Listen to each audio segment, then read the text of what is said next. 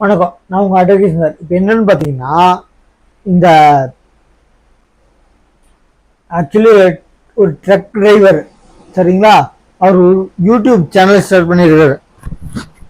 YouTube channel start பண்ணி truck டிரைவராக இருந்தவர் இப்போ லம்போகினி கார் வாங்கியிருக்காரு.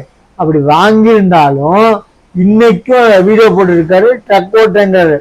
பாருங்க, நம்ம டிஎம்கேல ஒரு அமைச்சிருக்காரு. யாருன்னா நம்ம சேகர் பாபு. அவரு நேத்து வந்தவர் இல்லைங்க, பழைய வருஷம் நேத்து வந்தவர். அரசியல் டெடிக்கேட் அவர் தான். யாரு டிஎம்கே எல்லாரும் கேட்கறாங்க, அண்ணாமலை ஆகட்டும் சில பேர் ஆகட்டும், நேத்து வந்தவர் எப்படி முதலமைச்சர் காசப்படலான்னு கேட்கறாங்க. யாரா? டிவிகே தலைவர் அது விஜய. நான் கேட்கறேன், நினைக்கிறது தப்பா? அவருக்கு நம்பிக்கை, அவருக்கு தொண்டர்கள், அவர் ஃபேன்ஸ் இருக்காங்கன்ட்டு. நான் என்ன சொல்றேன், உதயநிதி ஸ்டாலின் வந்த உடனே பதவி, இளைஞரணி, மினிஸ்டர், 4 மாசத்துல துணை சிஎம், இப்படி கொடுத்து சிம்மாசனத்துல உட்கார வைக்கிறதுக்கு உங்களுக்கு அதிகாரம் இருந்துச்சுன்னா அவர் படைபலத்தை நம்பிங்கிறதுக்கு என்ன பாதிப்பு?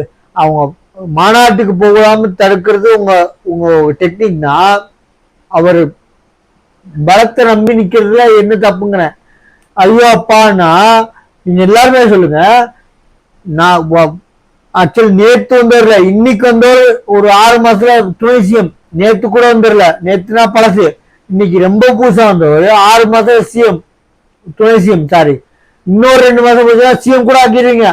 என்ன நான் சொல்றேன், இந்த மாதிரி சோசியல் மீடியாவுக்கு யாரு சேகரம் போய் எங்க பேசணும், எங்க போயிடுச்சு. டிஎம்கே பத்தி பேசினாவே ஒரு இடத்துல பேச மாட்டாங்க, ஏன்னா பேசின உண்மை வந்துடும்.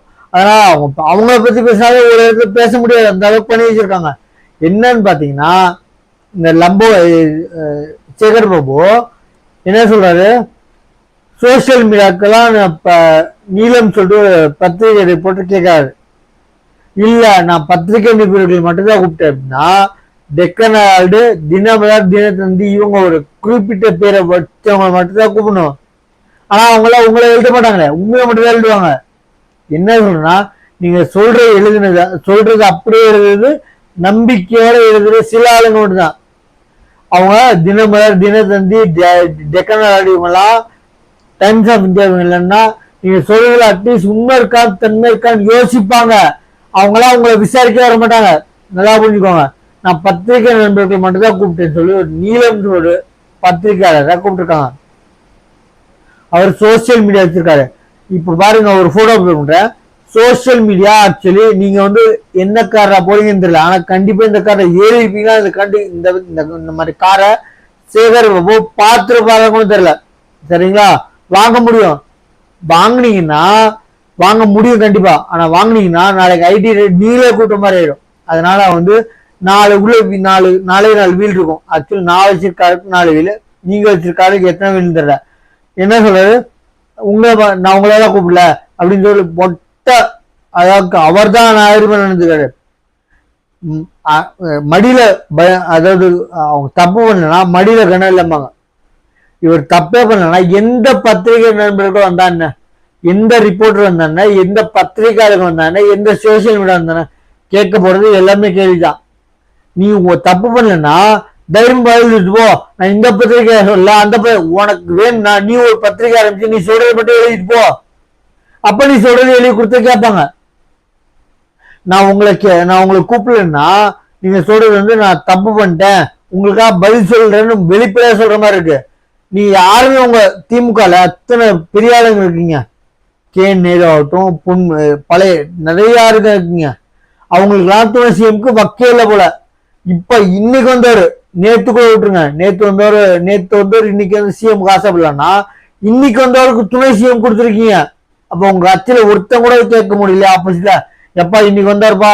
பழைய ஆளுங்க நிறைய பேர் இருக்காங்க. ஆனா நீங்க என்ன வாரிசு எல்லாம் கொடுத்துருந்தீங்கன்னா அங்க இருக்கவங்களுக்கு தான் என்னங்க ஆக்சுவலி எக்ஸ்பீரியன்ஸ் வந்தவங்களா எப்படி டைரக்டா இன்னைக்கு வந்தவங்களுக்கு நீங்க டிஐஜி, அவர் கேட்கறது இன்ஸ்பெக்டர்னா நீங்க கேட்கறது டிஐஜி. ஆக்சுவலி எக்ஸாம்பிள், எக்ஸ்பீரியன்ஸ்ல வர்றது வேற, எக்ஸாம் எழுதிட்டு வர்றது வேற. நாங்க எக்ஸாம் எழுதிட்டு டிஐஜிக்கு வர்றோங்கிறோம். யாராவது டிவி கேத்துல இருக்கட்டும், யாரா இருக்கட்டும், தொல் திருமாவளவன் இருக்கட்டும், நாம் தமிழ் கட்சி இருக்கு, இவங்கெல்லாம் புதுசுதான். கட்சிக்கு ஒன்னே வரல. நான் என்ன சொல்றேன், இவங்களை எக்ஸாம் எழுதிட்டு வந்தா என்ன தப்புங்கிறேன் டிஐஜியா. எக்ஸாம்பிள், நீங்க உடனே உங்க வாரிசை கொண்டு டிஐஜியில மேல உட்கார வச்சிருவீங்க, இருக்கிறதுல லாஸ்ட் பதவி, அதுல உட்கார வைப்பீங்க. நாங்க எக்ஸாம் எழுதிட்டு டைரக்டா இன்ஸ்பெக்டர், அதாவது ஸ்டேட்டுக்கு சிஎம், நீங்க பிஎம்க்கு மேல கொண்டு போய் உட்கார வைக்கிறீங்க. நீங்க உங்க பவர்லாம் ஸ்டேட்டுக்குள்ளதாங்க, இருந்தாலும் உங்க பிஎம்க்கு மேல கொண்டு போய் உட்கார வைப்பீங்க. அதை கேட்கறது உங்க கட்சி ஆளுங்களே முடியாது. இன்னைக்கு வந்தவர் துணை சிஎம் கொடுக்க முடியும், நேற்று வந்தவருக்கு துணை சிஎம்க்கு ஆசைப்படுறதுக்கு கொடுக்கல. ஆசைப்படுறதுக்கு என்ன தப்புங்கிறேன். நான் என்ன சொல்றேன், தமிழ்நாடு மக்கள் கொடுத்து ஏமாந்துடும் போட்டு ஏடிஎம்கே டிஎம்கே ஏடிஎம்கேன்னு. நான் இவங்கன்னு சொல்ல, கட்சிங்களை தான், வேற மாத்து கட்சி இல்லாம தான் போட்டாங்க ஓட்டு. அதனால நாங்க ஜெயிச்சு கால தூக்கிட்டு வரீங்க. இப்போ மாத்து கட்சியா வந்திருக்காங்க, நாம் தமிழர் கட்சி, டிவிக்கு, இவங்கெல்லாம் மாத்து கட்சியா வந்திருக்காங்க.